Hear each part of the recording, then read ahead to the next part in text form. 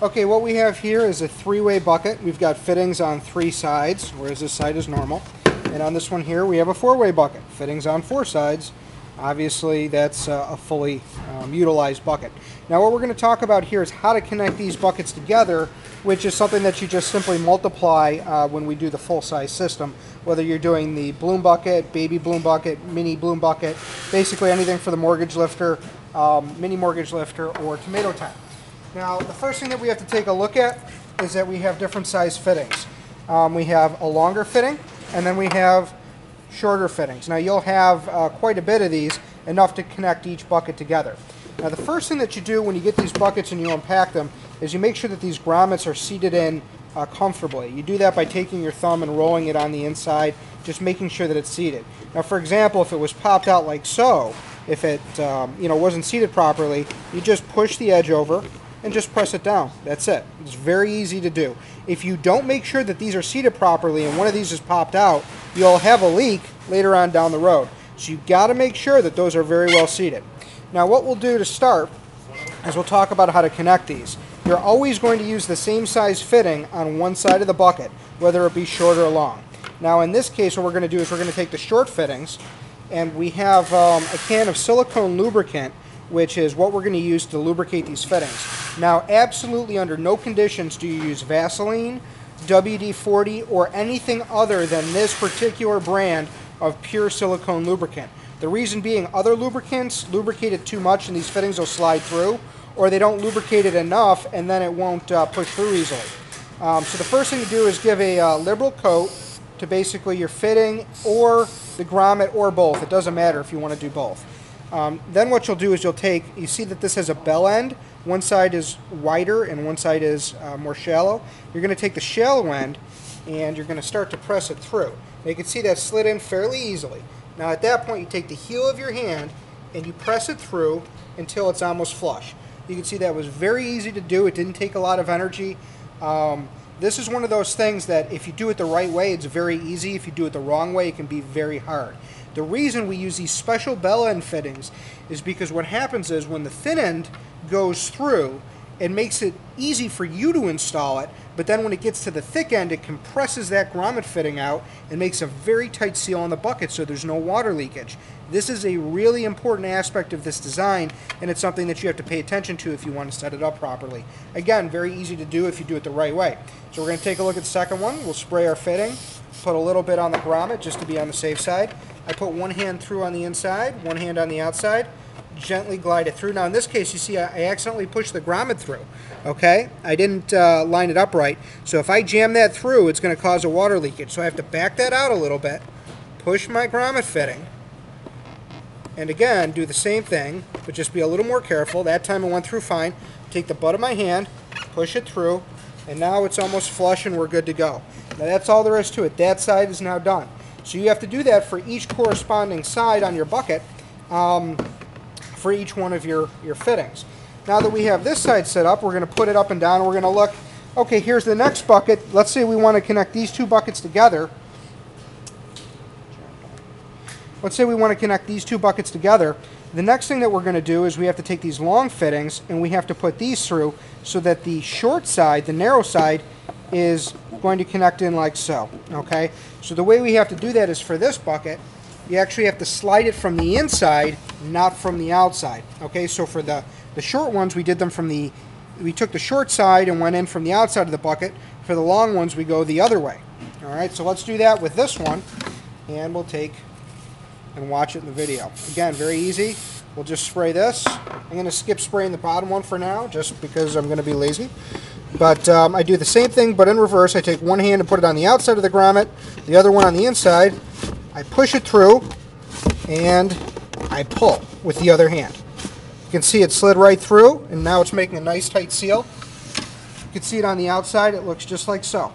Okay, now you don't want to push this through too far. If you push it through too far, the fitting can pop right through, and if you don't push it through enough, it won't go past the bell end. So you want it somewhere about halfway in between the two sides as far as making sure that it's got a good tight fit. Now you can pull on the one side to get it through, and you can push on the other, and then there you go. You can see both fittings are through. Now once you have these two set up, you're going to take your silicone spray, and again, this is very critically important. You have to spray the inside of the fittings that it's going into and the outside of the fittings that are pushing into it. This silicone spray actually acts as a water sealant too. So what we're going to do now is we're going to push from the bottom. You can see I've got a hand, if you look inside the bucket, you can see I have a hand on each fitting, and I press the bottoms together. Then I take the tops and I press those together, and I give them a final push when I'm done. Now these two buckets are 100% waterproof, and they're sealed in together. There shouldn't be any water leakage between any of these fittings. It'll seal really nice. Now I just did this as an example to show you how to connect them together, just for this one, but you're actually going to do this for each set of buckets and just keep basically pushing them and snapping them together. Now if when you're pushing the fittings in to these grommets, your hand gets tired, anything of the sort, you can see it left a little mark because of where I was pressing.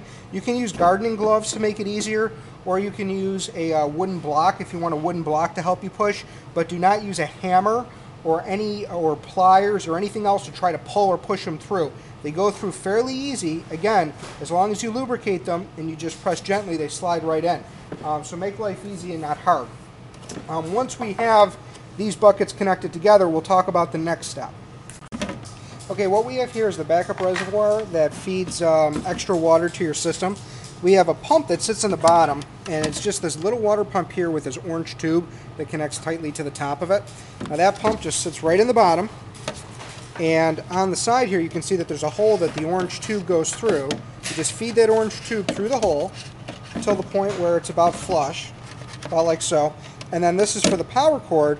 That goes in this little cut here. The reason we cut it and we don't drill a hole is because that way you can slide it in easily. Now what happens is you're going to fill this bucket up with water, and again, when we have the system fully running, and it's going to automatically pump water out into the system, so you only have to keep adding water to this bucket, and we'll show you how that works a little more in a second. We can put the lid on that, and that's basically ready to go. We have the two cords that come out of it, the one power cord and the other one being the water pump. And what we do is this whole backup reservoir is going to sit on top of your main controller like so. And this orange tube is going to go through this small hole in the corner right into your main reservoir. Now again, what's going to happen is this water pump is going to pump water up out of this orange tube and down into the main reservoir when the water level gets too low in your main system. Now this is the only type of system that has this unique design that automatically fills up water to compensate for evaporation, to compensate for water absorption by the plants, and to basically make sure that you don't have any drastic nutrient or pH fluctuations, which makes sure that you have less problems and makes it easier for beginners. Now the way that this water pump works is it turns on and off automatically from this float valve that you see here. There is a little float valve. It's an electronic one, and when the water level drops too low, this float drops and it turns the water pump on, and water comes out of this tube until it fills back up and shuts itself off right here. Okay. Now the way that this float valve works is it has three little connections.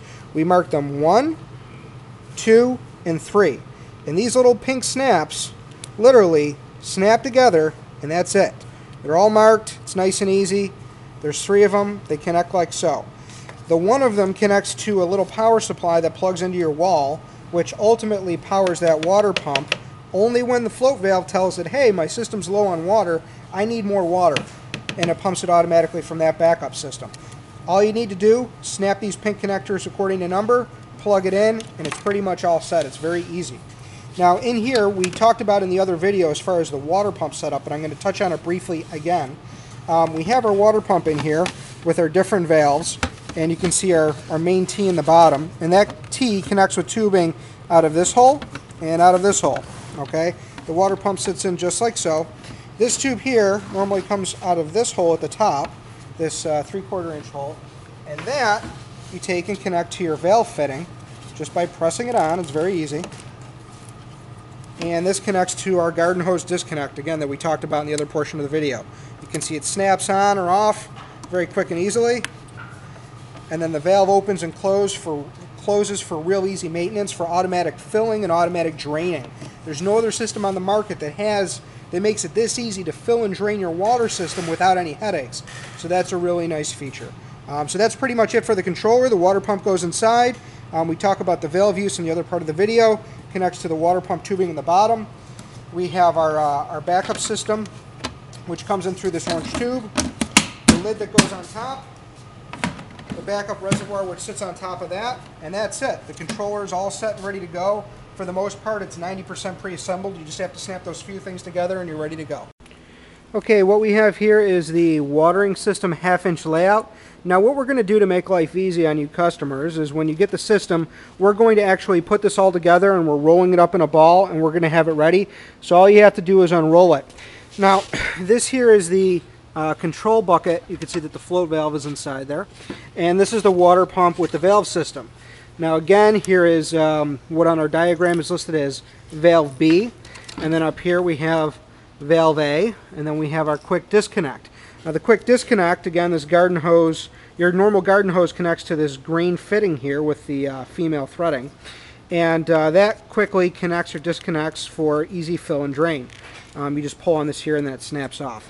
So normally this valve is always going to be closed, again, because you don't want water shooting out of this hose point when your system is normally running. So this will normally take, it's a little tough to do with the video here, but normally we'll have that closed. This one is always going to be open, except specifically when you're draining the system. This is going to be inside the bucket here. Now that you're going to close and leave this one open when you want to drain the system by attaching a garden hose that you'll put into a a floor drain or whatever you want to use, and the water pump itself will pump water up out of this tube and then out of your garden hose and eventually to wherever your discharge is.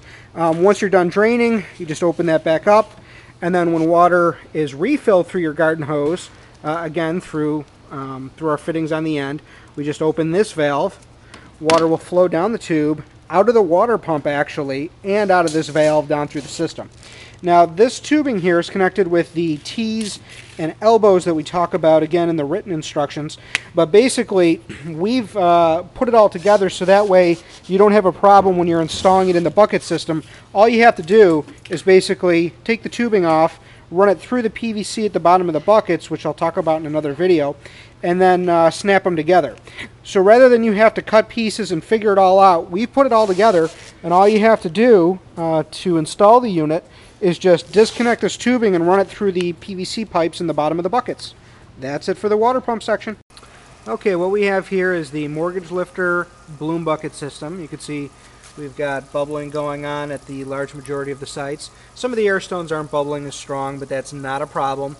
Keep in mind that it's a recirculating system, so all the water actually evens out. So the oxygen we put in the first site actually balances with the following sites, even if they're not bubbling as hard. So don't stress about it. Now what we're going to do right now is dump in some moon dust, which is your fertilizer. Now don't go ahead and dump this much in. We're just doing it to kind of show you a concept. The moon dust is dyed blue, okay? So what this is doing is basically giving us a concept of how fast it's disseminating down the line. Now our controller, we just added, of course, again, a ton of moon dust, and what will happen is that water pump is going to pump moon dust through each one of these sites down the line, and we're going to see how long it takes to basically balance out the coloration from one site to another.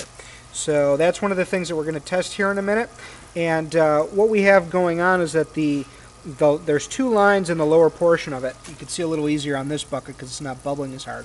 The lower line that's 1/2 inch has little connectors on it that actually are recirculating the water, and then there's a 1/4 inch line, the thinner one, that is the air line with the air stone on it. Now, of course, the water pump is hooked up to the larger line, and the air pump is hooked up to the smaller line. Now here we have, you can see our major openings that connect each bucket site together. Those are 1.5 inch with grommet fittings to keep a nice seal. And yeah, so, okay, here we are about 30 seconds later, and you can start to see, maybe in this video, I'm not sure how clearly you can see it, there's actually a jet of blue water coming out of that little fitting. And that's basically changing the color in this whole bucket. Remember, initially that was clear, and now it's a light blue. Now you can see that all the sites are balancing out. It's been about a minute now. They're balancing out with the coloration from the initial amount that we put in the controller. Now it takes about 3 minutes, 3 to 5 minutes to balance out all the buckets after you make any changes in pH or fertilizer, but that actually is rather quick considering the very large amount of water that we have between all these systems. Okay, so here we have an example of the mortgage lifter complete system up and built. You can see how everything's working here. At each individual plant site we have bubbling. Now what we have here is the 4x4 mini mortgage lifter mini bloom bucket system. You can see again it's 4 buckets across, 4 buckets deep, and 16 buckets in total. It's actually 15 that are growing sites, and then the last one which is a controller. Now what I wanted to show you here is you can see in the last video we talked about where the water pump wouldn't normally connect to the tubing, and right here we connected the tubing so you can see it's coming in one end and going out the other, and water actually goes down both directions and balances out. We didn't run the air lines through for this portion of the video, but we did run the water pump through just to show you quickly. You can see how we took each site and we connected all the fittings together and basically just pressed and snapped them together. The nice thing about this type of system is that it's modular, so if you want more plants or less plants you can literally just add on and just cut more out. The easiest way to assemble it, when we talked about connecting these fittings in the previous video, we saw how to connect one set together. The easiest way to connect the whole thing together, once you do them one at a time, is you literally take the one set and you connect a whole row, whatever your longest row side is. So in this case it's 4 buckets, 1, 2, 3, 4. We build the whole row by connecting these fittings together.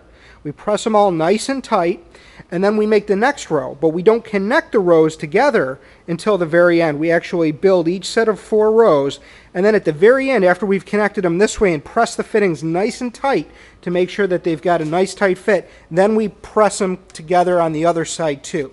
You have to make sure that you have alternating short and long fittings so that they connect together properly. If these are both long, it's not going to work. So whichever side you choose to be the short and long to connect, it doesn't matter, as long as at the end of the day one is going into the other, the male into the female for the bell end. Now with the written instructions that you get with this, it actually shows which ones are short and long to make it easy, but again we're just mentioning that for the sake of ease. Is if you want, you can do it different ways. It doesn't really matter. So again, once we get all these rows connected individually, we press them all together and we make our large cube, whether it's 2x4 for the tomato tent, the baby bloom bucket, which would be just this row here, or whether we go to a 4x4, this case in the mini mortgage lifter, or whether we go 4x8, which is of course the same width, but it just keeps going longer and longer down the line. It's all the same concept and the same thing. Now, as far as connecting the water pump, the easiest way to connect the tubing, like we said in the previous video, we build it all ahead of time, but you actually connect you run the tubing through each row, one row at a time, and then you connect the elbows. So you take each row, you run the tubing, and then you connect the elbows. Don't try to run it through and feed it through the whole thing at once. Disconnect the elbows and run the tubing through those bottom PVC pieces in each row, and then we connect them at the end. Okay, now what we have here is the tomato tent. This is the 7-plant site system with the controller. Now in all of the systems, whether you're doing 7 plants, 15, or 31, you always want the controller in the front right or front left of your system. The reason being, you want to be able to access this to refill your backup reservoir that sits on top, or to be able to access the controller and turn your valves on and off for easy filling and draining. You never want to take that controller and put it in the back corner because you'll have tougher accessing time. Now again, all of these systems are set up basically the same. It's just multiple rows with the same thing going on. So this is a quick view of the tomato tent version. Again, we just showed you the mini mortgage lifter and then the mortgage lifter being the full-size model.